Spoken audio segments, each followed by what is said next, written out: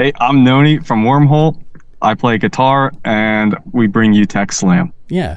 On that, actually, it's a great introduction. Tech Slam. It's actually something that Wormhole has been credited with being the inventors of and lead innovators of. Also, congratulations on the release of Almost Human, your brand Thank new you very much. album. Also, a sellout of a variant of the vinyl, which I'm a huge fan of vinyl records, new, old, alternatives, stuff like that. On the topic of tech slam metal, were you looking to pave a new metal road, or was this just the creative direction you were heading? I think it was a little bit of both, honestly. Yeah. Uh, because when we first start out writing music, it was just and I don't know if it's like this for everybody, but it was definitely like this for my circle. It was I couldn't even think to that big because I was just struggling to get part A to work with part B, Right. right? Like just putting something together was a challenge, and like the questions I was asking myself were like way different. It was not like, does this achieve something? It was more like, does this work? Gotcha.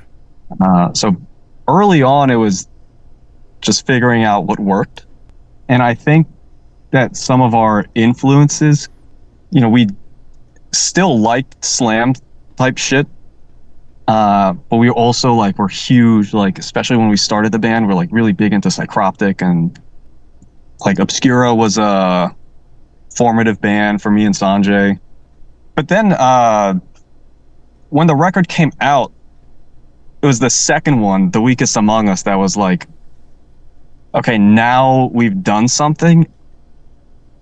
And I guess, I don't know what, something, just having gone through that experience, something changed. Mm-hmm. And I remember from the get-go, that second one was like, oh, this is the kind of music we're trying to make. It's tech slam. Gotcha.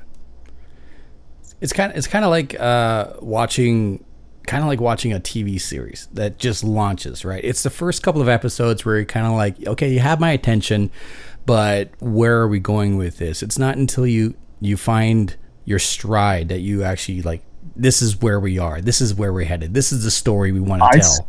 I skip season 1 of The Office every single time. Really? I don't blame you. It really is like season 2 where they finally get into a groove and they start to really mesh with their personalities. So no, I get it. Absolutely. So that honestly might be the best analogy for Wormhole. You can think of Genesis like season 1 of The Office. Mm-hmm. And then the second one we figured it out. Yeah. So actually, I had a chance to listen to all 5 of your records from Existence Gap all the way up to Almost Human. There is a noticeable difference in writing, in structure, and creativity as you move forward within the albums. And I will admit, The Weakest Among Us and Almost Human, they are, dare I say, in my opinion, they are almost part 1, part 2 of a journey that you have actually started to make steps towards. That's a pretty fair analysis, I would say. Yeah, you think so? Yeah, I think the first record fits in there somewhere as the precursor. But yeah, we make a conceited it's important for us that every record is different in some capacity. Mm. But usually I feel like we don't really have to think too hard about how to do that. It's just kind of comes out naturally. We find things we want to do. After The Weakest Among Us, it was I wanted the production to be a little heavier. Mm. Right? I love the production on The Weakest Among Us and the way that it turned out. Mm. But I wanted the album to reflect the live performance a little bit more. Because it wasn't until The Weakest Among Us was finished that we started really touring and playing shows. Right. Another thing was introducing some structure. Mm. I don't know, a lot of the songs on the first 2 albums, there's themes, but there's not, it's not easy to identify oh, this is a verse, this is a chorus. Right. And that's just something that we realized we wanted to do and would facilitate getting this idea across that we're trying to get across. You guys are like, you make no bones about it. You lay out your influences right out in front of everyone. And immediately looking at the artwork for The Weakest Among Us, I thought, Metroid. That's like, this is like Metroid if I was tripping balls on acid. But then going through and listening, like you incorporate some fun Easter eggs as well as references and throwbacks. And I have to ask, like, do you think SpongeBob SquarePants is the most metal cartoon out there? Oh man, that's tough because I think Metalocalypse is probably the most metal cartoon out there. Absolutely. But by the end of the decade, Wormhole will have made SpongeBob the most metal cartoon. I love it. Like there's impressions and there's throws in there, and it's not just SpongeBob too, of course, clearly, but like you guys are, like I said, you very much show your love and your interests and your influences in front of everyone. And it's pop culture, it's cartoons, it's video games. Like I do appreciate and absolutely love being a video game fan, clearly. Like I love how you guys do that. Are there stuff there that people haven't sorted out or figured out, like little... Oh, so much. Really? I mean, they're all just, most of them are just like really, really obscure Metroid references that I don't think anybody will ever get. Right. Okay. Or maybe somebody, I don't know. There's one quote that I do think about from time to time that helps me when I'm thinking about like, oh, no one's going to notice this. Is that like, nobody's going to notice every detail, but everybody collectively will notice every detail. So maybe there's something out there. There are some that people get wrong. Really? I'm trying to think of some. Oh, okay. I'm gonna sound like a total like dork explaining this, by the way. Fine. So we have the one song on Genesis, "Nurtured in a Poison Womb." Yeah. That has a Courage the Cowardly Dog sample in it. I listened to that track. I didn't pick that up. It's really subtle. It's really quiet, but it's there. That's hilarious. There's like a bunch of references with like the song names and the lyrics. Like Wavequake Generator, Plasma Artillery Cannon, right? Okay, yeah. There's a villain in Metroid, and he has two weapons, right? Weapon A is the Wavequake Generator, and weapon B is the Plasma Artillery Cannon. So that's brilliant. Like again, like I unfortunately I only had a short period of time to really scan things, but like I did see references, but yeah, I would not have picked up that at all. And I appreciate the lore. That is awesome. That's dedication too. I love that lore, history, all that stuff. So is it like, it's like there's artists out there that will like write a song with a certain premise in mind and then move forward from there with a theme, and then there's other times where there's a song we just slap together, but we just like, what do we add to it? Is it situations where you try to make references, or is there just kind of like there's a spot here where we could fit something in? I think it's a combination of both. Yeah. Because like we're definitely looking for them. And sometimes it's like I don't know, like we're looking for them and we're hoping for them in some places, but sometimes they end up where you don't really want them to be. Really? But like, well, I mean, because kind of you have preconceived ideas about your songs and your music, right? Right. So if you wrote like the best song you'd ever written, and you thought that it accomplished something that nobody else really had, which is the goal with every Wormhole song, You gonna put a SpongeBob sample on it? I mean, only if you feel like it's proper, right? Yeah, Yeah, exactly, yeah, exactly. yeah. No, that makes sense. So there was like the TikTok lady. We put her on the new record. Uh, and like that was one of those songs that I was like so proud of. And I was like, man, I could just put this on here and it would be amazing. But like, it's on there forever now. We put this stamp on there. There's no removing it whatsoever. But I have no regrets. I'm happy that we every time we do something like that, I'm happy that we ended up doing it. Yeah. No, that's good. That's the way you want to be. You don't want to look back and have the regret. Like there's always going to be that I am my own worst critic regret of like we could have worked on this a little bit more. We could have done this. We could have like studio magic dial could have went up just a touch bit more. But when you release something like your most recent album, Almost Human, like first of all, again, like congratulations on the success it's seen and the attention has gotten so far. And it's good. It's gratifying. It's pleasing to know that you're happy with the end product. Like this was a project and an album that took quite a lot of work to get to.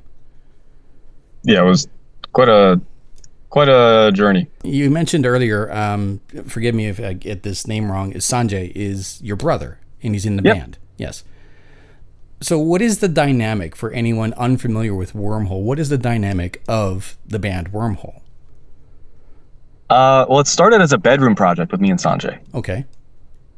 So that was kind of, since then, we've kind of been like the main creative force. We kind of write the music, but we also do it for the most part pretty separately. Mm-hmm. Like Sanjay writes half the record, I write half the record, and maybe we'll collaborate on parts here and there when the other person's struggling or when we have like a really cool idea. Mm-hmm. But that's kind of what it is. It's me and Sanjay are kind of the creative directors, I would say. Right. But that being said, like when we do, when we're doing bass parts and drum parts, like, I mean, Matt basically reimagines all the drum parts that we give him. We give him a skeleton, kind of rough idea. And there is a lot of collaboration with Matt, Basil, and Julian on their parts. Mm-hmm. It's good that you have that collaboration, and you also have like the open forum of just bring what you have and see what you can help make work. Like someone might hear something differently. Like Matt comes up with a lot of stuff on the records. I'm like I would have never thought to do that. Like that's what you want out of bandmates, right? You want a different perspective, while at the same time traveling down the same direction. Yeah, absolutely. Yeah. Speaking of traveling, your tour schedule has been seen as one of the most aggressive among bands of your caliber these days. Is being on the road a chance to continue to be creative and also to connect and reconnect with your fans? I see it as more of a celebration. Okay. Every show to me is a celebration of our music. Or not to me, but for me, it's my time to celebrate the music. Gotcha. Because that's the time that I get to see in front of me everybody reacting to it. I think, we're camped in our little van on tour. We're not like riding in nightliners or anything. Right. So it's harder for us to write music on tour. Like Sanjay will make a beat here and there sometimes, which I should try. I should start doing that more, honestly. Start writing some more. It's not me coming down on you. I'm just asking a question. But the tour definitely, they influence us too when we come home, though. After, we did a bunch of tours with a bunch of really technical bands on The Weakest Among Us. Like we did, I think Beyond Creation, Archspire were the big ones that we had after that record was finished. And then naturally, like Almost Human turned out way more technical than the last two records. Really? And then, when we went on tour with Shout of Intent last year, this time, and after we came back, I started writing songs, and they weren't deathcore songs. They were still, Wormhole Tech Slam songs, but they were very structured. There was a clear verse, a clear chorus, a clear bridge. And then we just came back from Analepsy a couple months ago, and then, writing all the heavy stuff now. Like, I do have to know, because I've seen your albums, and your merch line is incredible. I do want to know, like, who is the artist behind this incredible, like, menagerie of illustrations? We have a couple different sources. A lot of them were pulled, like some of them were just pulled from like the album covers, and those all came from different people. Like Lordigan Pedro Sana, he did the first two record covers. I don't remember. We had this blue and orange monster shirt that I really like. I don't know who did that one. One was from like a random tattoo artist in Seattle that like a friend from high school knew. I think. Oh, and then the SpongeBob, Tech Bob Slam Pants. Yeah. That was Scotty Bates. Oh, cool. Which anyone familiar with Scotty Bates' work probably immediately recognized that as one of his. Right on. So it's a combination of actually having work done, but also seeking out like other artists to help provide like the image and the illustrations you're looking for. I mean, the real thing is like it has to be like I want it to be sick. Right. Like it can't be okay. It can't be kind of cool. It's gotta fuck. Like it's gotta be. It has to be something that when you see it across the room, you're like, that's the coolest shirt in the venue. And that's a different thing for different people. But yeah, I mean, we're just very careful about the artwork that we choose. We actually like rejected a couple album covers for Almost Human. Well, we didn't reject them, like we paid for them. Right. But we didn't show them to anybody. Right. No, fair. Just because like, the artwork, you gotta get it right. Yeah. It's gotta be sick. Yeah. No, absolutely. And looking at like what I see in front of me again on Bandcamp, like there is like you can see a thread that flows through every single piece of artwork. They're all as if they were within the same universe. And yeah, okay, The Weakest Among Us, like I said, the first thing I thought was Metroid, but still it looks as though it matches evenly with the other album covers, and they're like beautiful and eye-catching, and the t-shirts, like it's making my bank account cry. Quite right. So like I do love that, and knowing who creates this stuff is always interesting because I don't have an artistic bone in my body. I think a lot of the credit has to go to the logo artist, honestly, Chris Horst. Okay. Because I think a lot of these t-shirts, the reason that they really work is because the logo pops. This is true. This is absolutely true. Yeah. I have a couple of questions that I was able to grab from some of your fans. If you wouldn't mind, we'll get into these. Yes, always. Okay. These might be my favorite question. Fair enough. All right. So off of Instagram, Rachel asks, would you invite any of the voice actors from SpongeBob or any other cartoon actor to be on your album? Yeah, any one of them. Any. Yeah. They can email if they're watching. They can email us at wormholeslam@gmail.com. It's not out of the realm of personality. I mean, what's his face? The guy who actually voices SpongeBob was doing Tom Kenny? Yeah, Tom Kenny. He was doing a duet with Corey Taylor from Slipknot, like not a few months ago. Oh wow! I would like to think that he's a really cool guy. I mean, he dressed up like Patchy the Pirate and all that, so I imagine he'd be down with it. Yeah. I think he'd probably I really want to know what he thinks of Tech Bob. I do wonder. Yeah, I do wonder as well. Yeah, but imagine. Oh, geez, like just imagining possibilities. You get Rob Paulson and Maurice LaMarche, Pinky and the Brain, to come on to a Wormhole album. Oh man, yeah, that would I want them on every track. I'd have them narrate the album, like give commentary in between songs.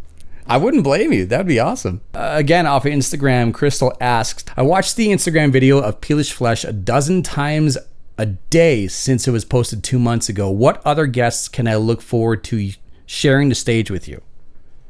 We have a spot in the set that's designated.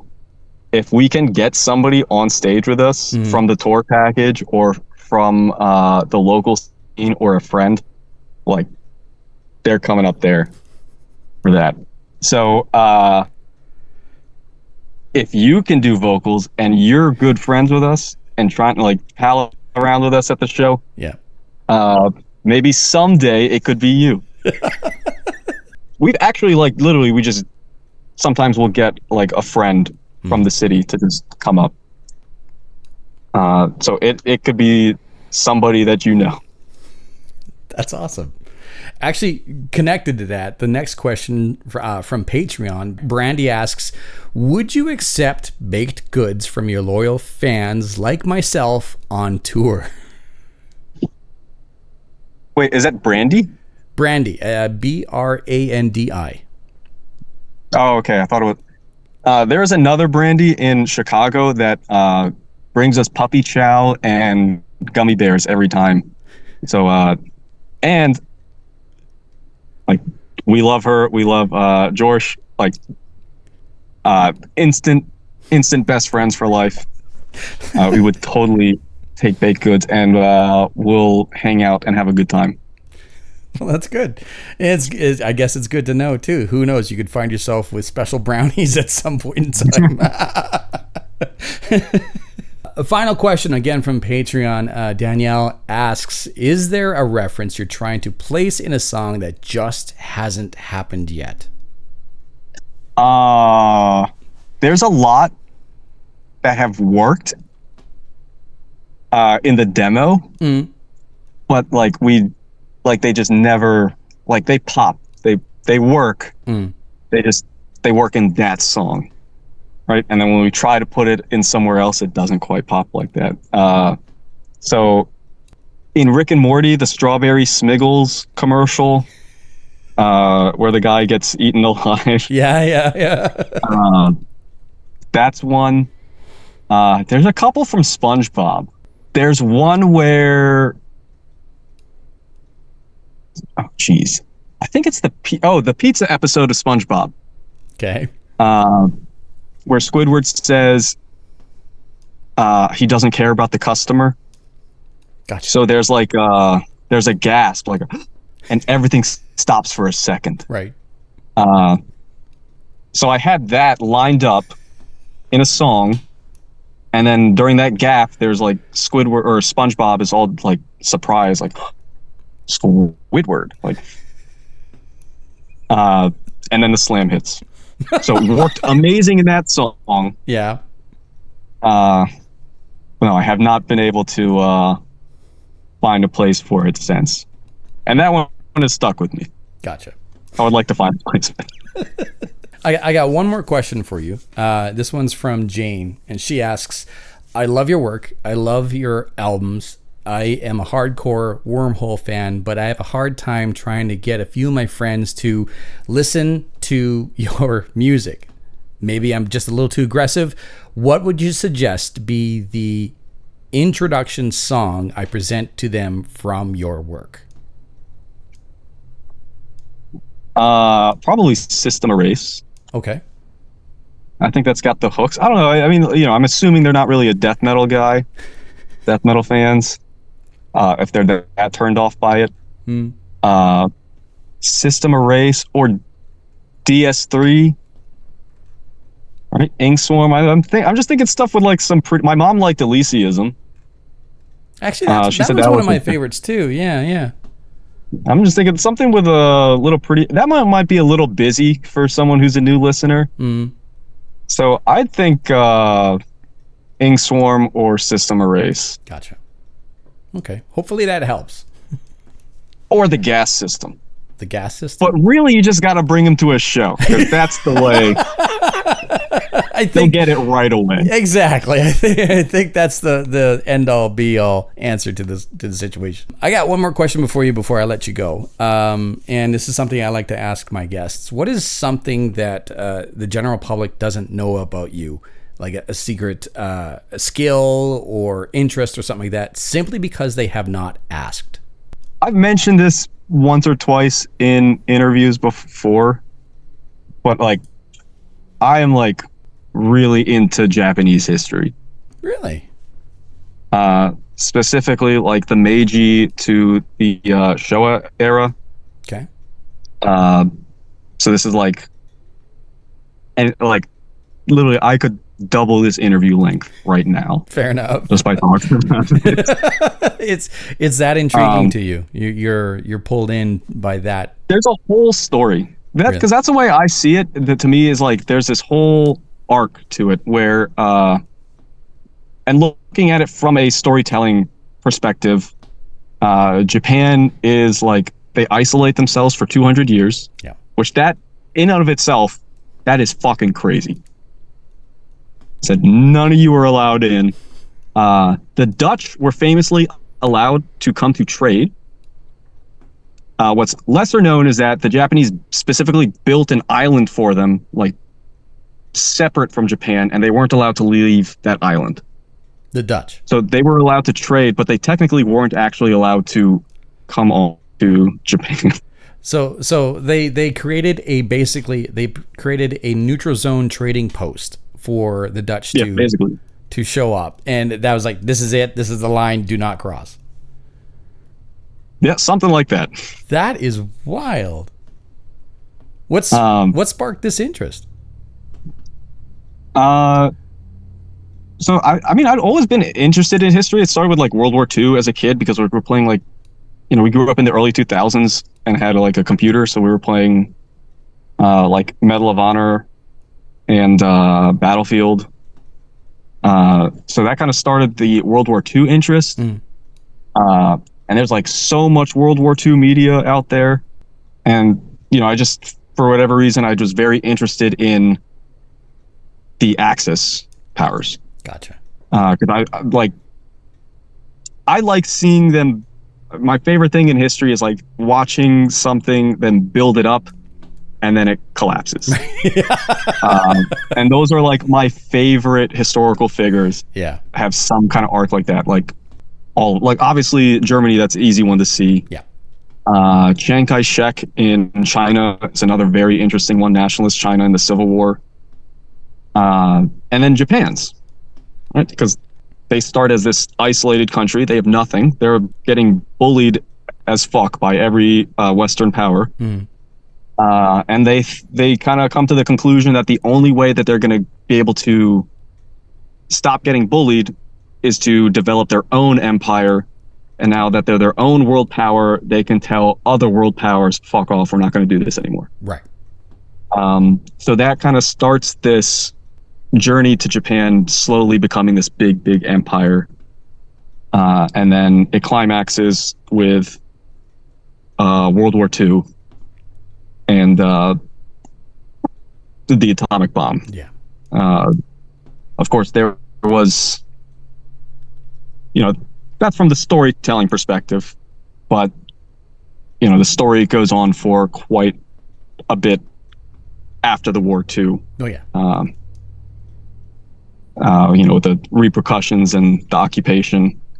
Yeah, so my grandfather lived in Japan, so we spent a lot of summers in Japan. Oh, okay. So I was already interested in the losers, the bad guys, because you know, when you're a kid, you want to be edgy. They're the bad guys. You want to go against the grain. Yeah. No, I get it. Of course, well, like, you know, I was definitely not like sympathizing. Right. All that, you know, I was destined for to study Japanese history. It was just there. I mean, yeah, no, you're absolutely right. Like, there's nothing more intriguing than watching an entity, a power, a movement that, right or wrong, its trajectory, and then ultimately where it all ends. Like, it is an intriguing story. I think it's more interesting when it's wrong, because it's like, how the fuck did they get there? Yeah, no, absolutely. Like, no, absolutely. It's like driving past a car accident that just makes no sense on the highway. You drive past, you go, how the fuck did that happen? Yeah. So I get it, and that's an awesome answer. Thank you for that. So I'll let you go, because I know you're just you're itching to get back to your post-workout celebration there, and I don't want to stop you from that anymore. But thanks for letting me take up some of your time today. The band is Wormhole. You can find them on Bandcamp, and they are also part of Season of Mist, the brand new album, Almost Human. Congratulations and good luck on continued success.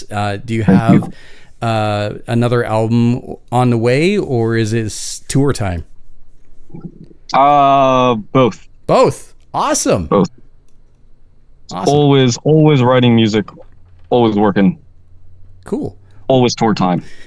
Where can people follow you to get updates and to maybe catch a show in the near future? You can find us on Facebook, Instagram, TikTok, Wormhole Tech Slam on IG and TikTok, Wormhole on Facebook, all over. Bandcamp, Big Cartel, Spotify, Tidal, Apple Music, iTunes, you name it, we're there. The record is 26 minutes. It's really good. So if you haven't heard it, only 26 minutes, that's your drive to work. Maybe half on your way to work, half on your way back. And that's my pitch. Like a fucking pro, my man. Thank you. Dude,